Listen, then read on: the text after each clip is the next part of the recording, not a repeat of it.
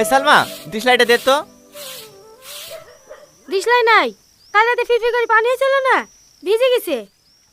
আমি তো সকালবেলা একা ধরে থেকে পাইনি, লোকের বাড়ি থেকে আগুন চাইলে সে একা ধরেছি। শালের বাড়িতে একটু আগুনও পাওয়া যায় না। কি গো, কোথায় যাচ্ছ? বিড়িটা ধইলে আসি। এই খাসির আমার বিড়ি না হলে পায়খানায় যাওয়া হয় না। বিড়িতে যে কি আছে। হ্যাঁ আজি দাঁড়া দাঁড়া দাঁড়া দাঁড়া দাঁড়া। হ্যাঁ তো সকাল সকাল ভাবে গেলে কোথায় যাচ্ছি? রাতে বলে শাশুড়ি মাথা ঘুরে পড়ে গেছিল, তা দেখতে যাচ্ছি। ও ও গো, চলে দেরি হয়ে যাচ্ছে। হ্যাঁ হ্যাঁ যাচ্ছে। আগুনটা একটু দে তো ভাই, বিড়িটা ধরিলি। আমি এখন কোথায় পাবো? আজ 2 সপ্তাহ হয়ে গেল বিড়ি খাওয়া ছেড়ে দিছি যে। কি বলতে বল বকসি, কালকে দেখুন তোকে মাসানি বিড়ি খেতে। দে দে আগুনটা দে, এই আর কি মারিসনি, খুব জোরে পেয়েছে, পায়খানা যাবো। কালকে বিড়ি খাইছো? আরে না না, মিথ্যে কথা বলছে।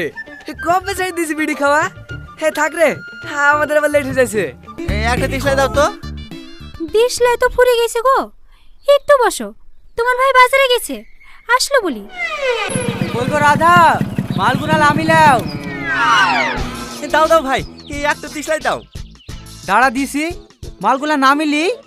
ও মাল তুমি পরে নামাইও, তাতে দিশলাইটা দাও। সকাল থেকে বাথরুমে বসতে পাইনি, আমার আবার বিড়ি না টানলে ক্লিয়ার হয় না। হো দাঁড়া দাঁড়া, তোকে আগে দিছি।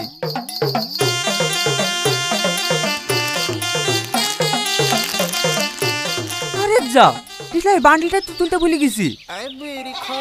হ্যাঁ দিশলাই নিয়ে আসনি? না রে ভাই, আবার বিকালে যেতে হবে মজনের কাছে দিশলাই নিয়ে আসতে।